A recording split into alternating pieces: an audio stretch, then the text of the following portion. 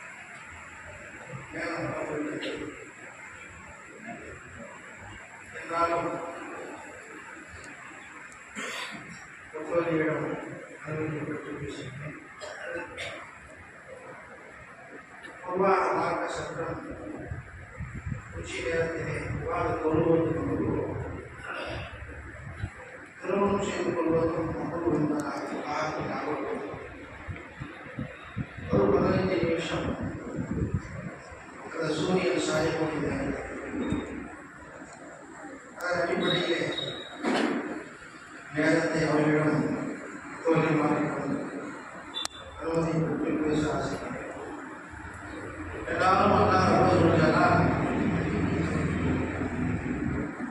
நம்மை இந்த உலகத்தில் கொண்டு வந்தார். எப்படி கொண்டு வந்தார் என்பதை சிந்திக்க நாம் தவறிவிட்டோம். எந்த முறையில் அல்லாஹ் நம்மை படைத்தார், படைப்பதற்கு முன்னால் எங்கே இருந்தோம் என்பதையெல்லாம் சிந்திக்க தவறிவிட்டோம். அல்லாஹ் தனது திருமுறையை ஞாபகப்படுத்தும் பொழுது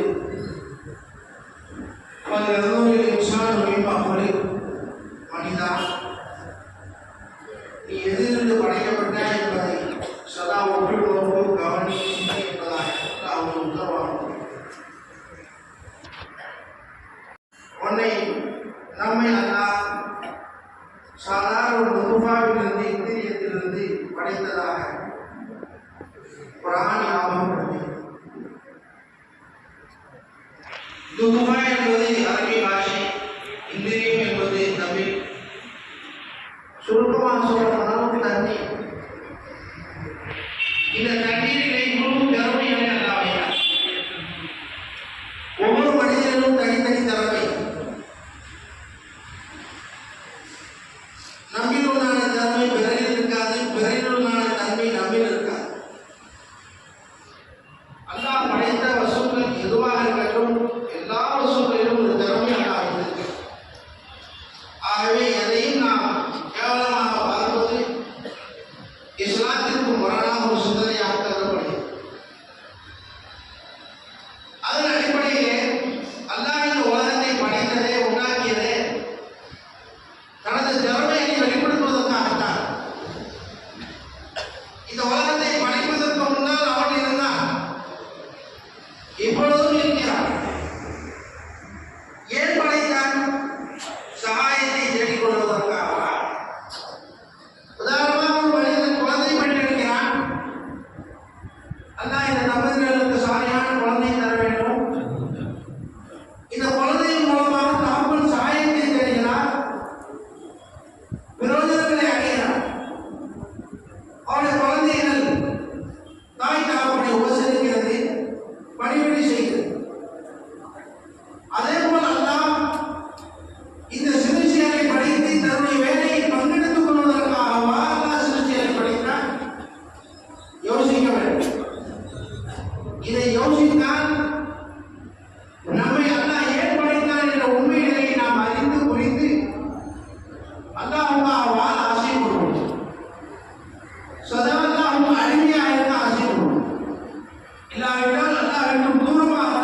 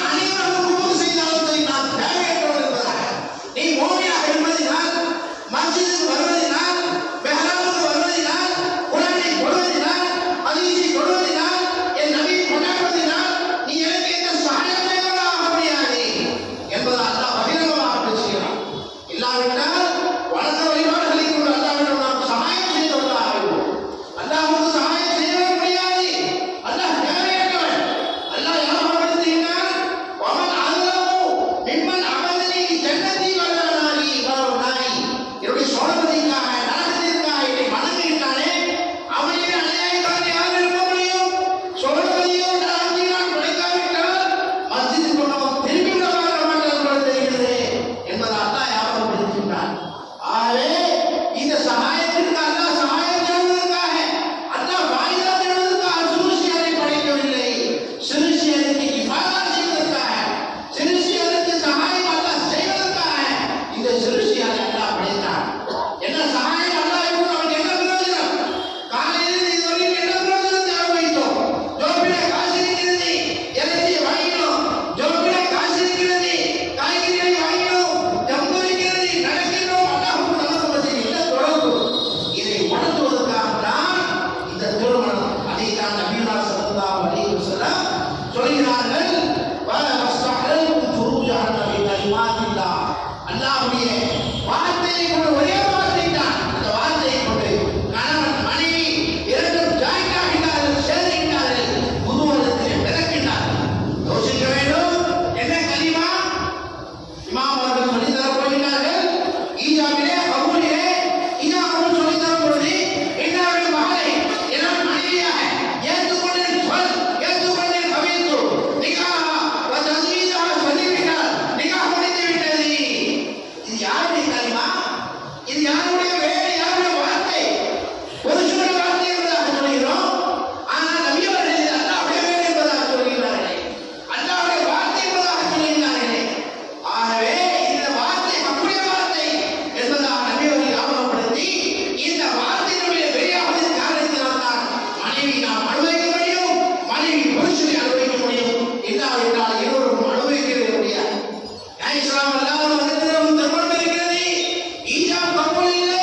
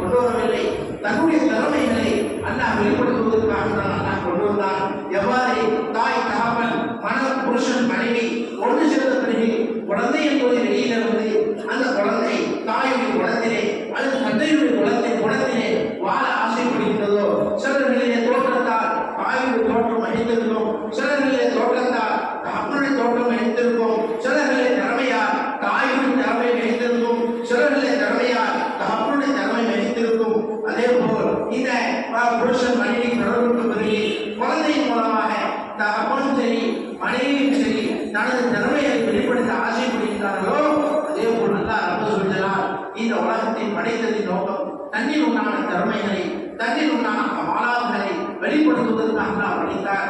ஆகவே அல்லாஹ் படைத்த எந்த ஒரு வஸ்துவை நாம் ஏளனமாக பார்க்க முடியாது. நபியுனா மூஸா அலைஹிஸ்ஸலாத்து வஸ்ஸலாம் அல்லாஹ்விடம் கேட்டார்கள். அவர்கள் அல்லாஹ்விடம் பேச செல்லும் பொழுது ஒரு பள்ளி கத்தியது. அப்பொழுது அல்லாஹ்விடம் கேட்டார்கள், யா அல்லாஹ், இந்த பள்ளியை ஏன் படைத்தாய், என்ன காரணம், வேஸ்டாக கத்துகின்றதே என்பதாக கேட்கும் பொழுது அல்லாஹ் பதில் சொன்னார், மூஸாவே, நீங்கள் பிறப்பதற்கு 40 ஆண்டுகளுக்கு முன்னால் பள்ளி கேட்டது மூஸாவை ஏன் படைக்கப் போகின்றாய் என்பதாக, பள்ளி கேட்டது என்பதாக மூஸா அலைஹிஸ்ஸலாத்திடம் அல்லாஹ் ஞாபகப்படுத்துகின்றான். ஆகவே அல்லாஹ் இந்த நபர்களை அல்லாஹ் உருவாக்குகின்றார் என்று சொன்னார். இந்த தொடர்பை, இந்த நிஸ்பத்தை ஏற்படுத்துகின்றார் என்று சொன்னால், இந்த நிஸ்பத்தை கொண்டு, இந்த தொடர்பை கொண்டு அல்லாஹ்வுடைய தொடர்பு நமக்கு உண்டாக வேண்டும்.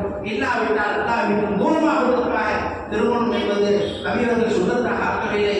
நபியவர்கள் சொல்லினார்கள், எனக்கு முன்னால் பேசிய அவர்கள் ஞாபகப்படுத்தினார்கள், முன்ன லிபாசுக்கும் அனுக்கும் லிபாசுக்கும், இவர்கள் அவர்களுக்கு ஆடை, அவர்கள் இவர்களுக்கு ஆடை என்பதாக.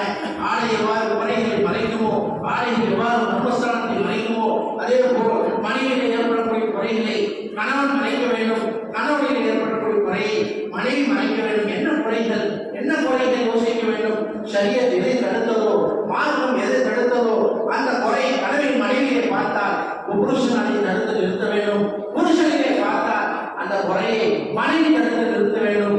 இல்லாவிட்டால் மனைவி புருஷனை கண்டிக்காவிட்டால், மார்க்கம் சம்பந்தப்பட்ட விஷயங்களிலே புருஷன் மனைவியை கண்டிக்காவிட்டால், இந்த திருமணத்தின் மூலம் அல்லாஹ் தஆலா தன்னுடைய மக்சத், அல்லாஹ்வுடைய நோக்கத்தை நாம் வீணாக்குவதாக நாம் ஆகிவிடுவோம். அல்லாஹ் ரப்பல் ஜலால் இந்த சம்பந்தங்களை அல்லாஹ் தன்னுடைய திருப்பொருத்தத்திற்கு தந்தால் போல் அல்லாஹ்வுடைய நபியான முஹம்மது ரசூலுல்லாஹி ஸல்லல்லாஹு அலைஹி வஸல்லம் அவருடைய சந்தோஷத்திற்கு தந்தால் போல் என்ன நோக்கத்திற்கு அல்லாஹ் நம்மை உலகத்தில் படைத்தானோ அந்த உன்னத நோக்கத்தை மக்சத் அஸ்லி பூர்த்தி செய்யக்கூடிய தம்பதியினர்களாக அவர்களையும் அனைவர்களையும் அல்லாஹ் தஆலா ஆக்கி அருள் புரிவானாக. வாஹிரு தஅவானா அல்ஹம்துலில்லாஹி ரப்பில் ஆலமீன். அஸ்ஸலாமு அலைக்கும் வரஹ்மத்துல்லாஹி